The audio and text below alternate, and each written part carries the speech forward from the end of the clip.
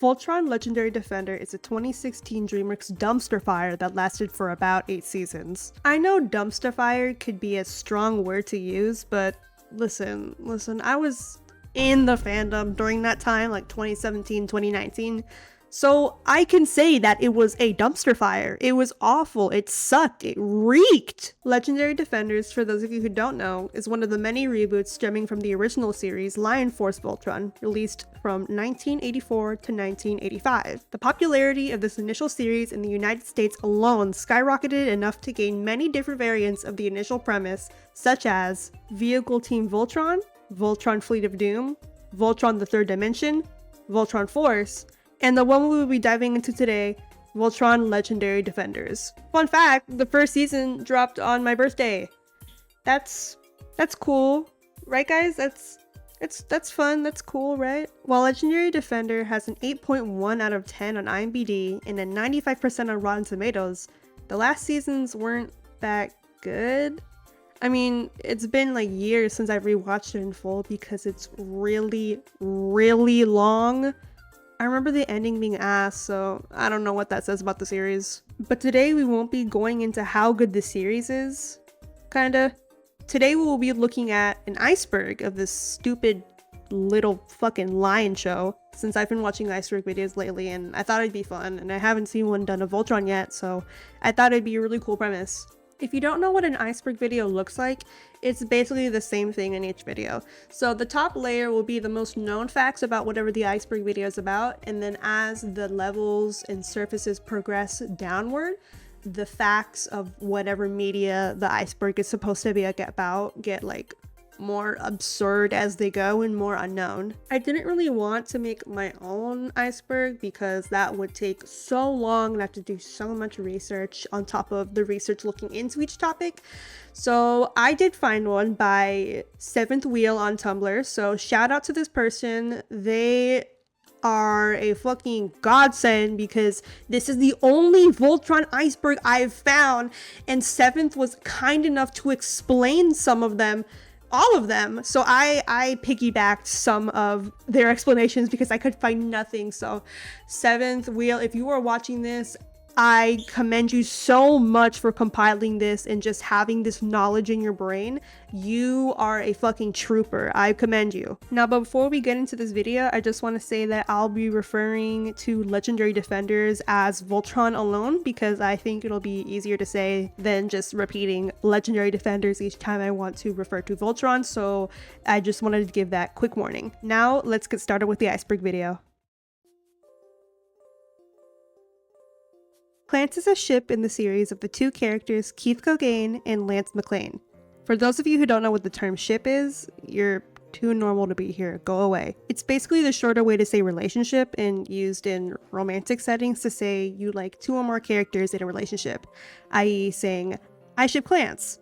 Clance is also regarded as the most popular ship in Voltron. Giant lions refers to the mechs that are used in the show to form Voltron. There are 5 lions. The black lion, the blue lion, the red lion, the green lion, and the yellow lion. Steven Yeun voices Keith Cogain in Voltron, and if you haven't heard of Steven Yeun, yes you have, don't fucking lie to me. Some of his other roles include Mark Grayson from Invincible, Jupe from Nope, Speckle in Tuca and Birdie, and Glenn in The Walking Dead, his most famous role. The Voltron Tumblr fandom has some interesting things to happen in it, which I'm sure we'll get into later. Sheath is the ship between Keith Cogain and Takashi Shirogane, or more known as Shiro. I think this one is the second most popular ship in Voltron, which I personally don't understand because I see them as brothers, and so does the rest of the fandom, and I'm pretty sure the show implies that they're brothers as well. And the paladins are teenagers, and Shiro is a 25-year-old man. So it's just very icky to me, but to each their own, I guess. Galrans, also known as the Galra, are a species of alien and are the antagonists of the show due to the war between the Alteans and the Galra pre-show.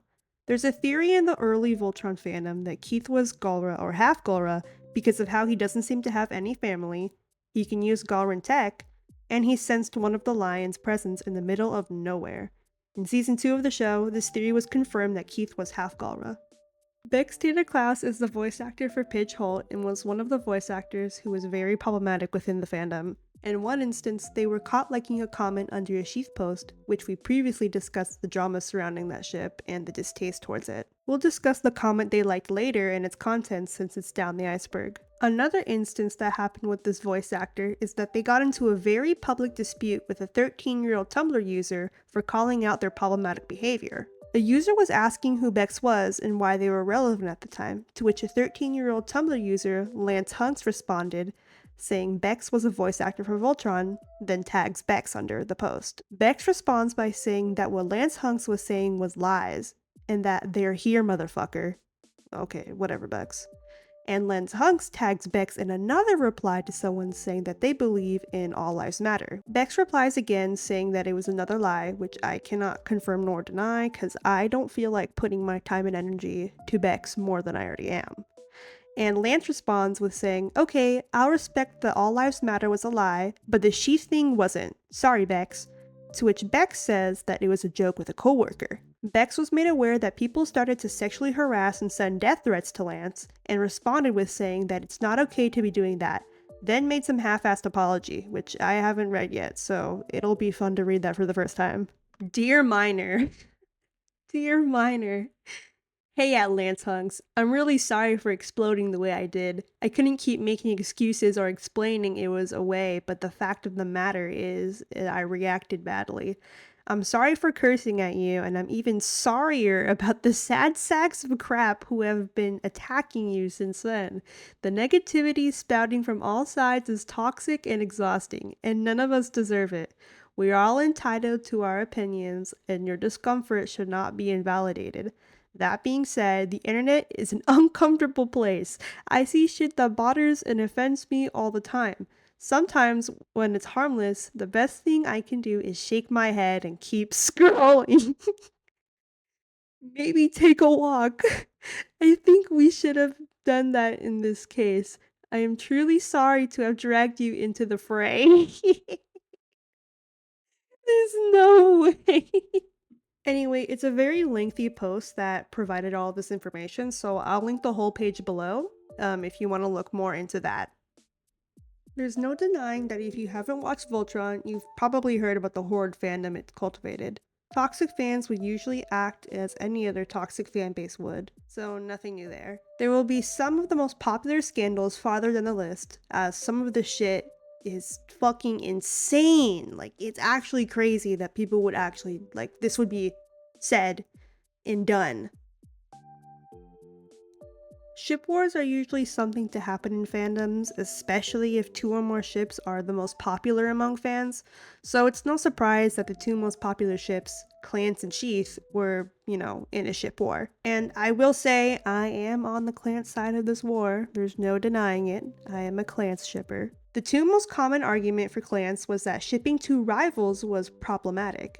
And to which I say, you are a killjoy if you think that, #rivals lovers. The argument for Sheath was that shipping characters with a familial bond is problematic, to which I 100% agree with. Keith literally calls Shiro his brother. I don't understand this Sheath mentality. Regardless of what your stance are on these ships, people took this way too far by spamming users that shipped either one, or would spam the tags of these ships with pornography or gore, and anti-blogs would be made to hate on either ship. Like, people took this like it was their life on the line. Like, bitches be spamming gore and porn on Tumblr? Really? Like, what the fuck are we? We're not like, are you serious? The bonding moment refers to a scene from season 1, episode 6, where Keith and Lance have a bonding moment. I'll just play the clip here. Lance, are you okay? We did it. We are a good team. A bonding moment. I cradled you in my arms. This episode and these clips, like the grip this had on Clance shippers, it was actually insane. Like, it needs to be studied. Dirty Laundry is a fanfiction written by Gibbs Life, I hope I'm pronouncing that right, originally posted on AO3, also known as Archive of Our Own, which is a fanfiction website. And the fanfiction is set to a modern AU, which means it's set in a modern day world, and it also has fake dating, and all I know is that it's a slow burn. The description that's going to be provided right now is not the original description. I can't find the original description, and neither can anyone that I've seen. So this is a description found under a Wattpad re-upload of this fanfiction.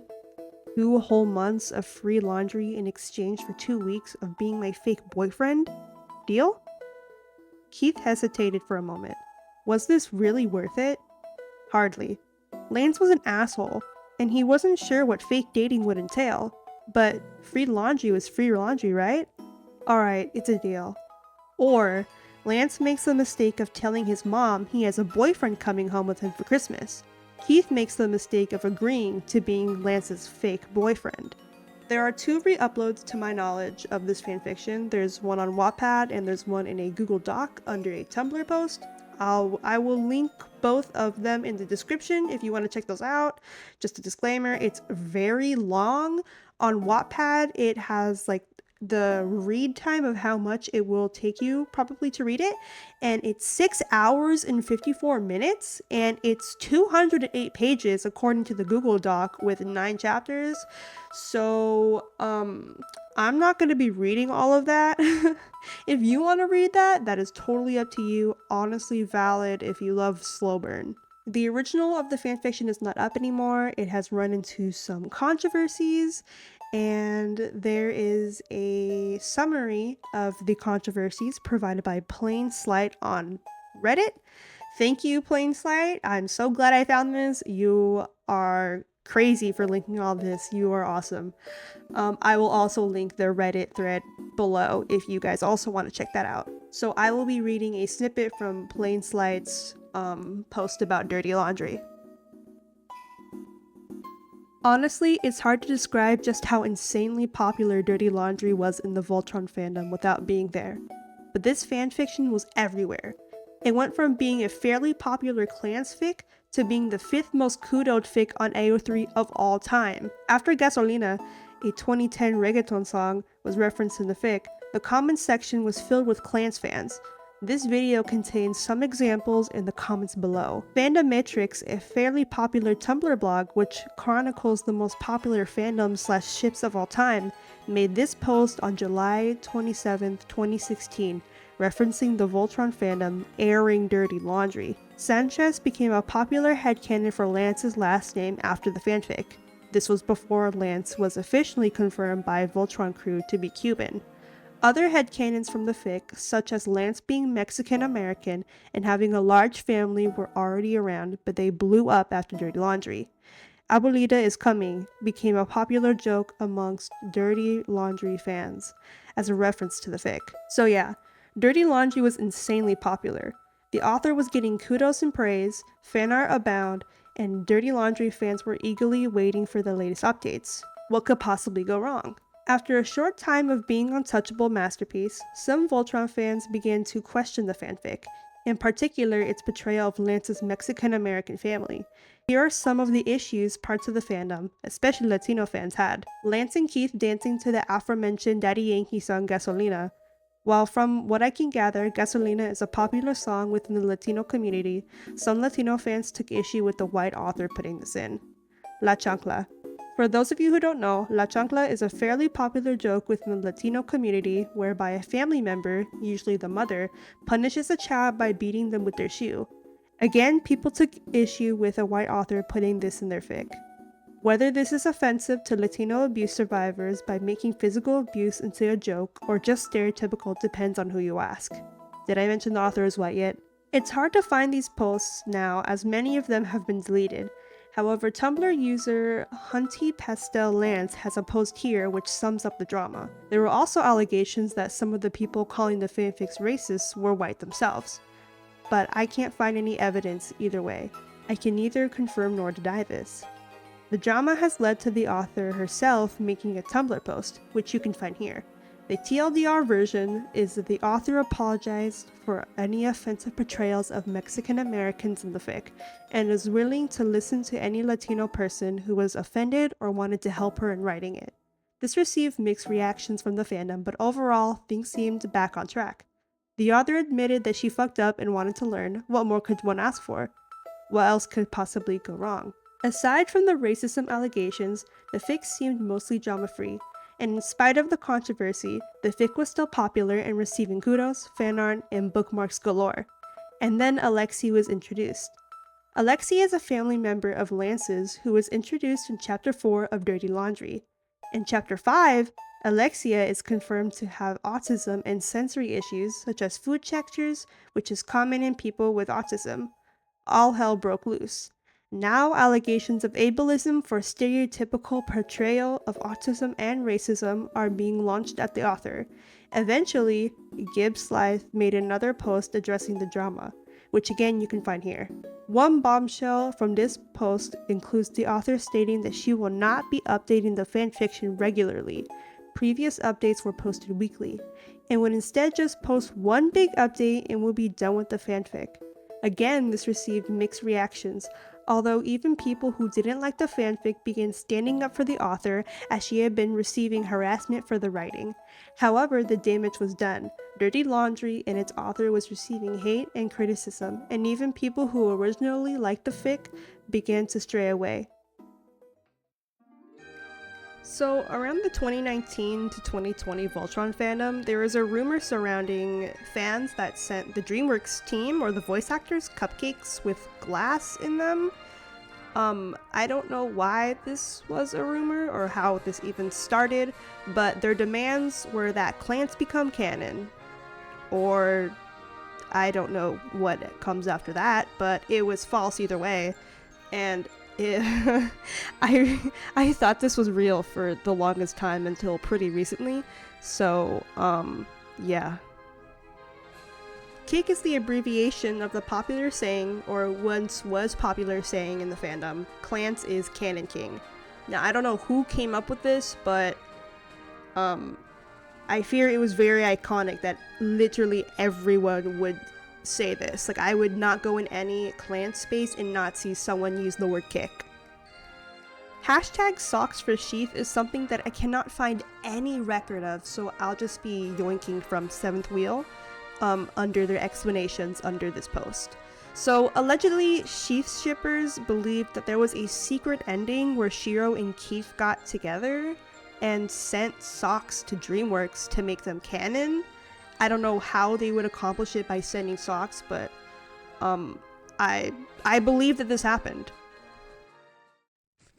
Korean Keith is a very short one because all it is that it's a very popular headcanon in the community that Keith is Korean because he's voiced by Steven Yeun, a Korean man. I really do like this headcanon. I fuck with it heavy. I think it's very fun and joyous. Apparently in 2021, there was a rumor going around that there would be another season of Voltron, which, listen, I'm sorry to burst your bubble if you're still holding out for it, but this cannot possibly happen under the works of DreamWorks because their licensing has expired, so they technically don't own Voltron anymore. Studio Mir is the animation studio that helped produce Voltron.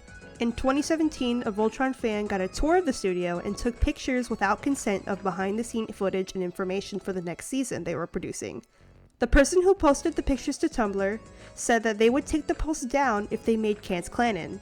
That is actually insane person behavior, by the way. What do you mean? Like, you're blackmailing a studio to make Clans canon? What the hell? So I think that Clance Powered Muscles is the funniest entry on this iceberg just because of how absurd it is. This one comes from a copy pasta which I cannot find any background information about. Like, I cannot find anything about this, like, the person who made this copy pasta, who genuinely posted it. I cannot find anything other than the fact that they're a pro shipper. So, yeah. Let me just read it. Shut the hell up. Literally. Literally, you understand nothing. Voltron is the peak of representation, along with philosophy as well. The only people who dare think Voltron is terrible are people who don't see Voltron as a fine wine. It gets better with age. That is why younglings like yourself could never understand it. To think how Keith hides his insecurities, it's all part of something greater, something we adults understand much more than your silly little liberal minds could ever hope to understand. Also, excuse me, but antis literally threaten creativity, lamau. They're all just a bunch of tweens who have no life and live with their parents with no jobs. They wouldn't survive a day in the workforce, which I do on a daily basis. They would cry knowing I could snap their bones with my clan's-powered muscles. You can say that fiction affects reality, but it clearly doesn't, because why else would my boss be okay with me watching Voltron at work? And excuse me, but fictional ships have done so much for gay rights. Would you know about the phrase LGBT if it weren't for the tasty goodness of yaoi? Didn't think so. Kick. Would people truly support gay rights without ships? Not at all. You're an utter fool who cannot hope to comprehend the power of ships. Go outside, you cuck nugget. But you won't, because you're too scared of us. We are everywhere, because Voltron makes the world go round. Get dunked, you mofo. I called like 3 people after I read this to myself, because I just couldn't comprehend that this was like something that was real. I mean, I hope it's not real. But I couldn't fathom that they wrote the tasty goodness of yaoi. One of the comics that was produced as merchandise for Voltron, with Hunk and Lance on the cover of it, were both heavily whitewashed. You can argue that it's the lighting or it's because they're wearing visors, but look at the difference. There's no way that this was not intentional. Regardless of this, they fixed the coloring when publishing physical releases. For those of you who don't know, Victory is a ship from the anime Yuri on Ice, something that also came out around the year that Voltron came out in. I was very into this show. I had like a shirt of it and I wore it to school. Anyways, there was a ship poll in 2016 on Tumblr for most popular ship of the year, and Clans and Victory got paired against each other, but apparently votes on both sides got majorly botted out, and despite being given a second chance and them following the rules, neither of the ships won the poll anyways. Instead, a Supergirl ship won. Leave the Math to Pidge is another Clance moment where Keith is trying to comfort Lance and fumbles the bag by saying leave the math to Pidge after trying to comfort him. This scene is usually overshadowed by the more popular Clance moment, we had a bonding moment. This one I have been dreading to get to, and you already know the reasons why. So we remember Bex, you know, the weirdo stuff that they said. I mentioned a comment they liked under a Sheath post, and this is it. The comment was under a post with a picture of one black shoe pair, and then on the bottom of it was a red shoe pair. To which the comment reads, @Bex, Keith is a power bottom confirmed. Bex liked this comment, which is weird. And later, when beefing with a 13-year-old, they replied to someone by saying that Keith was 18 and Shiro was 25. Deal with it. Which is crazy to say! Katie Clance is an infamous Tumblr blogger whose blog was dedicated to Voltron and is literally the only unproblematic one on this list so far. So Katie, even though I don't know you or know much about you, you are beloved. Also, they're a lawyer apparently? Katie Clance could be your lawyer. This is another ship between Shiro and Slav, and holy fuck, I forgot about Slav, what the fuck?! In Season 8, so spoilers I guess, if you don't want to get spoiled for Season 8, I'll flash this image on the screen so you can mute it if you want. But Allura and Lance kiss for the first time before Allura bites it, and then he gets Altean marks on his face. It's really confusing. Why does he get these? Anyways, some people would call these new face markings alien herpes. Yep. Move It Shaladin comes from a short parody of the song Beautiful from Heathers the Musical, where a Sheath shipper sings about how the old fandom was better and how the antis are making the fandom bad. I have no words for this, so here's me live reacting to it. We're gonna be looking at Move It Shaladin. I've never seen this video. I'm literally researching and I found a link to this video, so we'll be seeing. Space Vlog 2017. Oh my god. Dear Diary. Oh my god, it's I Heather's. believe I'm a good person. You know, I think there's good in everyone, but here we are in the Voltron fandom. Look around at all these Oh my god, Galactic Button Bloodhouse. And I ask myself, what happened? Oh my god. It was so tiny, happy and shiny. Everybody obsessed with space. Look at this cute fan art. I know! Gal recipes and dirty laundry. Crack Dirty laundry. Special place. Did you see this meme? Yeah. Then it got bigger. That was the trigger. Like the Huns invading Rome. Move it, Shaladin!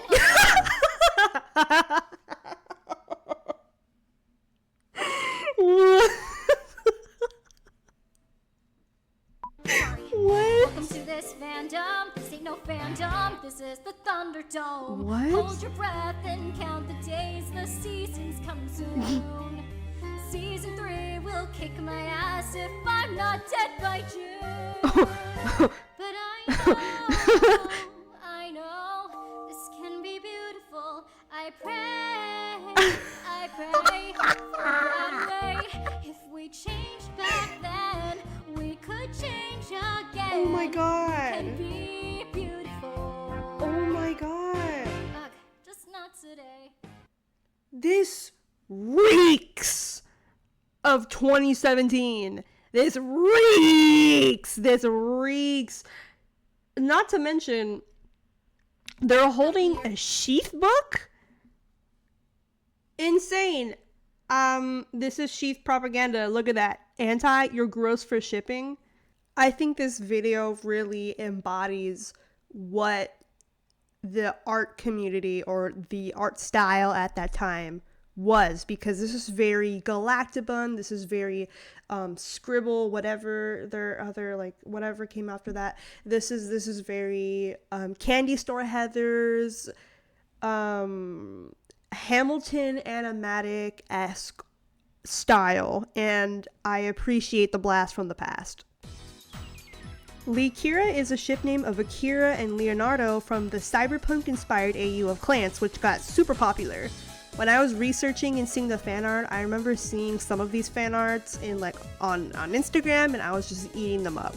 On August 25th, 2017, a Clans fan wrote a fucking Clans Bible over 50,000 words long. Oh my god! The whole thing is about, to my understanding, the introspection of Keith and Lance's relationship, breaking down the show, and interviews with the creators, and breaking down the characters' expressions. Honestly, this is so impressive, so kudos to the author who made this. They've linked a much shorter summary of the whole thing, and when I tried to click on the link, it led me to nowhere, so I guess I'll never know what was truly written in the Bible.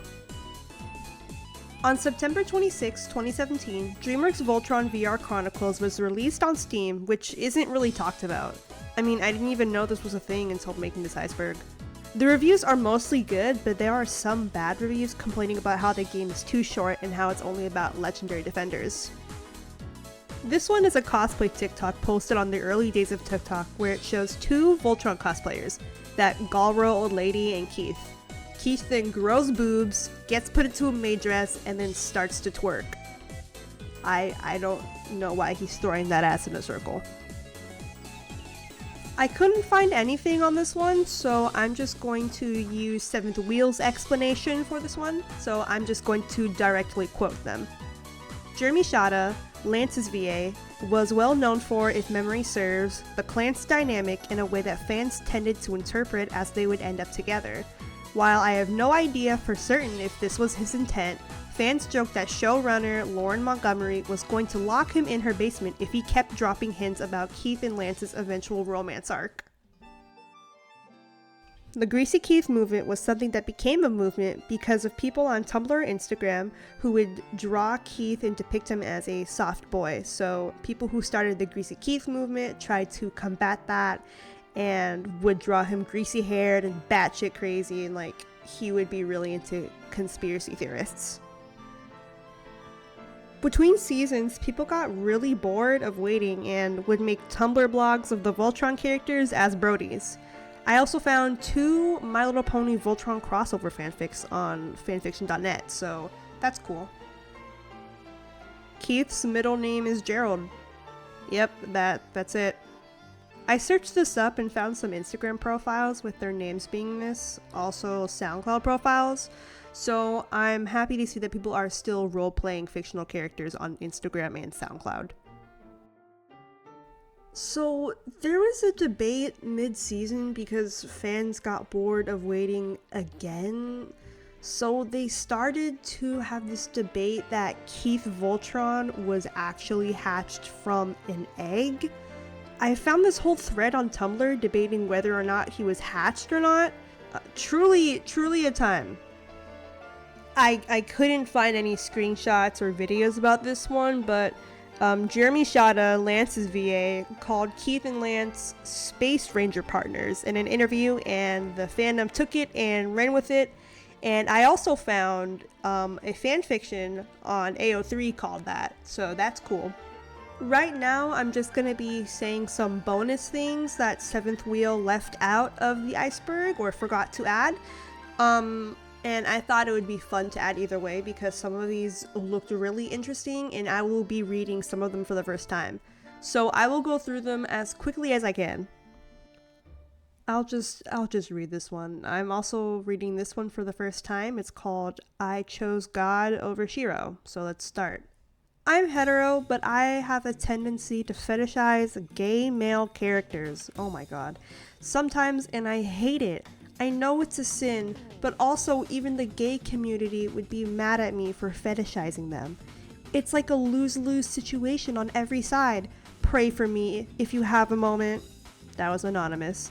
And John 15-10 answered, you know, I remember a moment I held Shiro from Voltron at an idol position. I would draw him, I would read fan fictions on him, lots of other things. Ahem. Anyways, when I came stronger in my faith, I told God I'd choose him over Shiro if I had to. And guess what? God put me to the test. Shiro came out as gay and I was devastated, but I knew I had to let it go. I couldn't worship sin. I couldn't accept him. I had to let him go. So I chose God over Shiro. Here's the thing. Interests come and go. They'll change over time. But God will always stay the same. He will always be there. God's worth it. I fucking love Tumblr, dude. So this one is called the VLD Keith and the VLD Lance roleplay blogs. So 2 accounts on Tumblr named VLD Keith and VLD Lance with roleplay as the characters, and it was just a real fun time. I couldn't find their blogs, but I believe 7th because this 100% happened. The queerbait refers to the queerbaiting in Voltron, specifically Clance and I think Shiro. If you don't know what queerbaiting is, by definition on Wikipedia, I'll just read it out. Queerbaiting is a marketing technique for fiction and entertainment in which creators hint at, but do not depict, same-sex romance or other LGBTQ+ representation.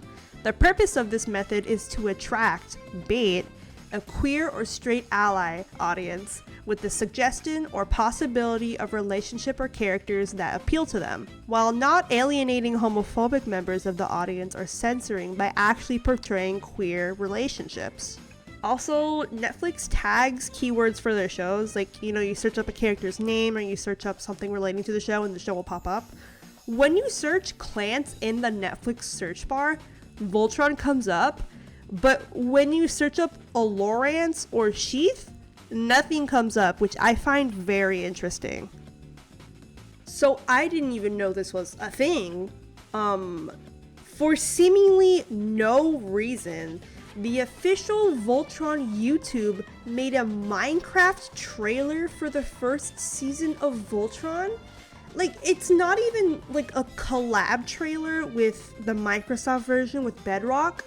It's just a trailer of Voltron, but in Minecraft, released June 10th, 2016, when the first season dropped. Like, I feel like I'm going insane because it's such a strange thing. Like, why have I never heard about this until now? It's so weird. So Seventh Wheel just said to search up Swiss Roll Shiro, and they weren't going to put a picture, so I'm gonna search it up right now. Shiro. Voltron?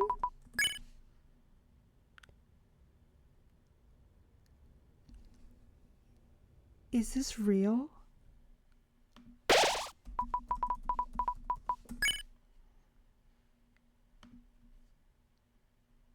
Oh my god. Why would they tag him in this? What the fuck?